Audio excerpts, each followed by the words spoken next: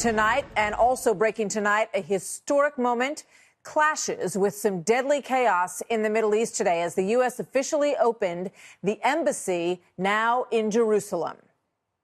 We welcome you officially and for the first time to the embassy of the United States. Thank you, President Trump, for having the courage to keep your promises. We stand together because we believe democracy is worth defending. The United States will always be a great friend of Israel and a partner in the cause of freedom and peace. A lot of positive celebration on that side, but at least 55 people are dead at this hour. The international ramifications already being felt. Turkey tonight has announced that they will pull their ambassadors out of Israel and out of the United States in response to this move. So this is the question. Is it the beginning of a power shift in the Middle East that could lead ultimately to peace?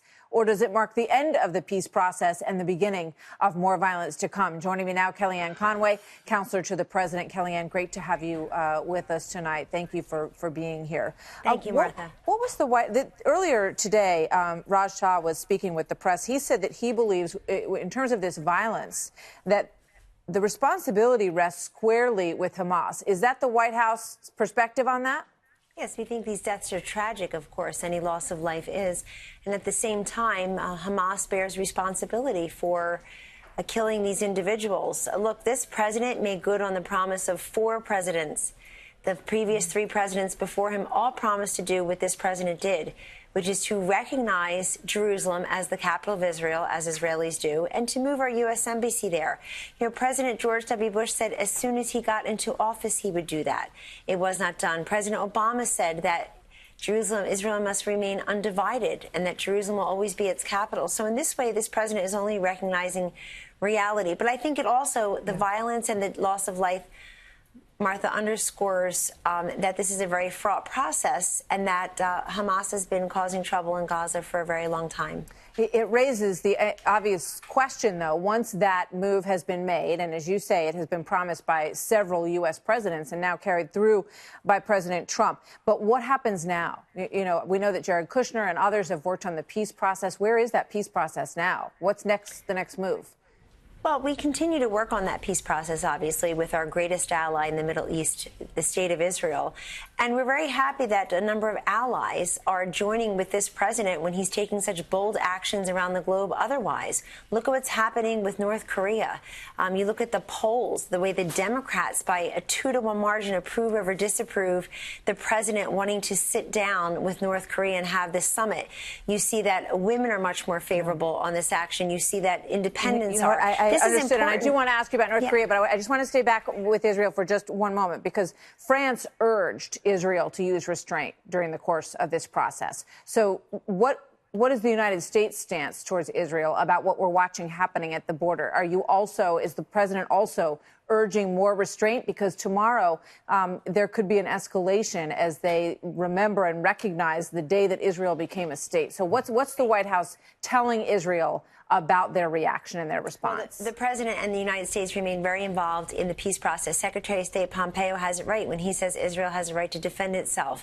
This president also made clear on December 6th, when he announced that he would move the embassy to Jerusalem, Martha, that the borders are left to the people there, that the U.S. is not getting involved in that.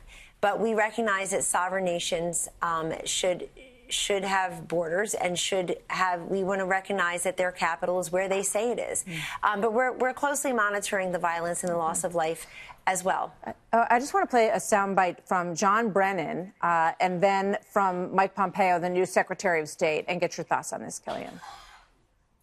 Kim Jong Un, who I despise because of the brutality that he has put upon the North Korean people. But unfortunately, I think he has been masterful in how he has manipulated perceptions and how he's manipulated and quite frankly, duped Mr. Trump. I think former Director Brennan's remarks are silly on their face. We're going to enter into a set of discussions with 2 nations doing their best to achieve outcomes for their own people that are consistent with their objectives and goals. Your thoughts on John Brennan's statement that the president was duped into this meeting with Kim Jong Un?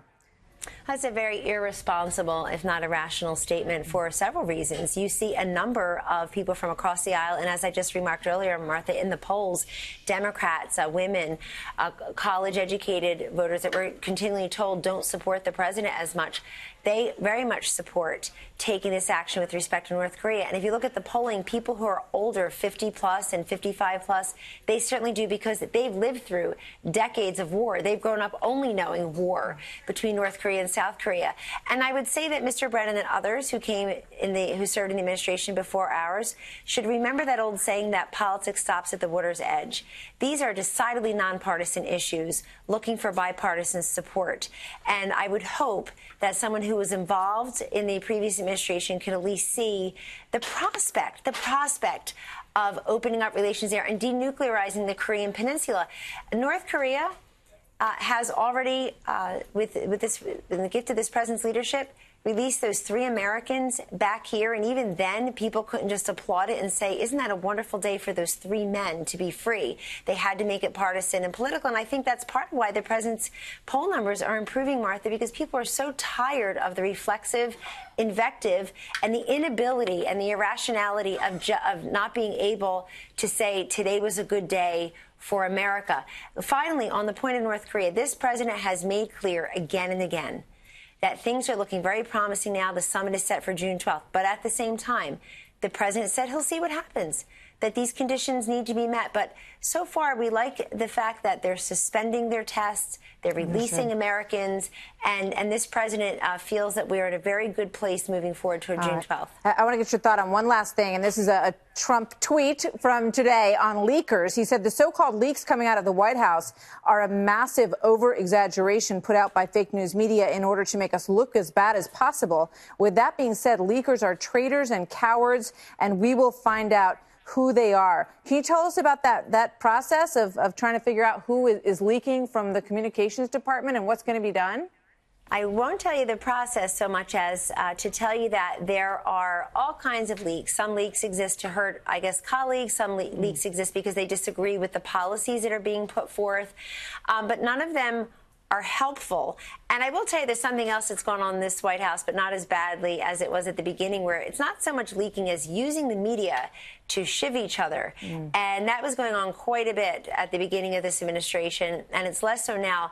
But I think the president is on solid ground here, that if you work at the pleasure of the president, as we all do here, and you have the privilege and the blessing of coming today every work in this White House on behalf of the nation that we all love, then you ought to be competent, you ought to be loyal, and you ought to be able to reinforce the agenda that prevailed here.